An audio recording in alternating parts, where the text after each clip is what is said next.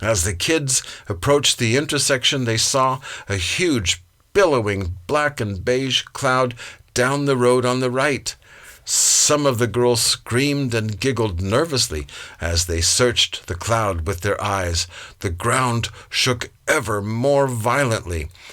Suddenly, a gigantic green AMX-50 tank burst out of the cloud with a monstrous roar.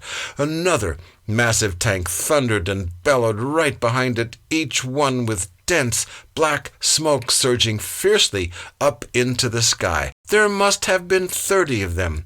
The kids were literally bouncing up and down from the movement of the earth as they stood in silence, stunned and terrified by the savage stampede of these titans. When the earth was once again calm and the smoke had cleared away, Fraulein Adel said, "Kids, follow me.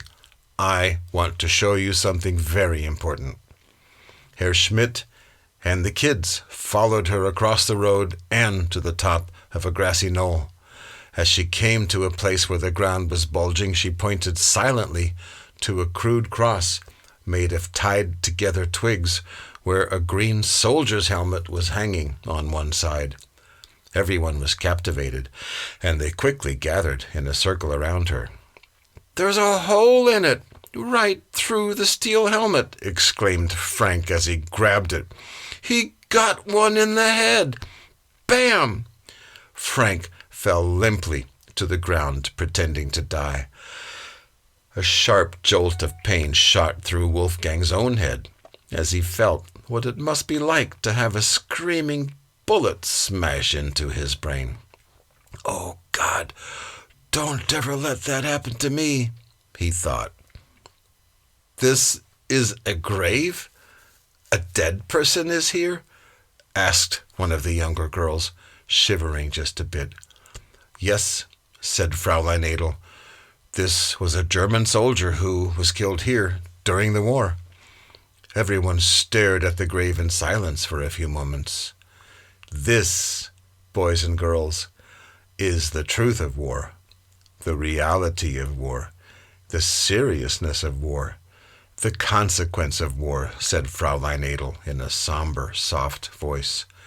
This was probably a lovely young man who was in love with a sweet young woman and wanted nothing more than just to live a happy life. Her lips contorted just a bit, as if she was about to cry. "Did the French soldiers kill him?" asked Robert. "No, there were no French soldiers here at that time. The American soldiers were here then," answered Fraulein Adel.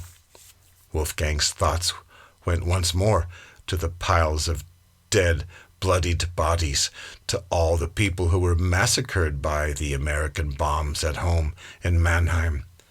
"Americans are killers," he thought to himself. Wolfie imagined what it's like to be this dead soldier. He felt the damp, musty, cold dirt and rocks pressing heavily against his body. He visualized knowing there will never be another chance to run and play. Never another hug. No more love. No more happiness.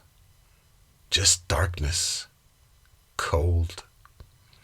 "I never want to die," he said quietly under his breath.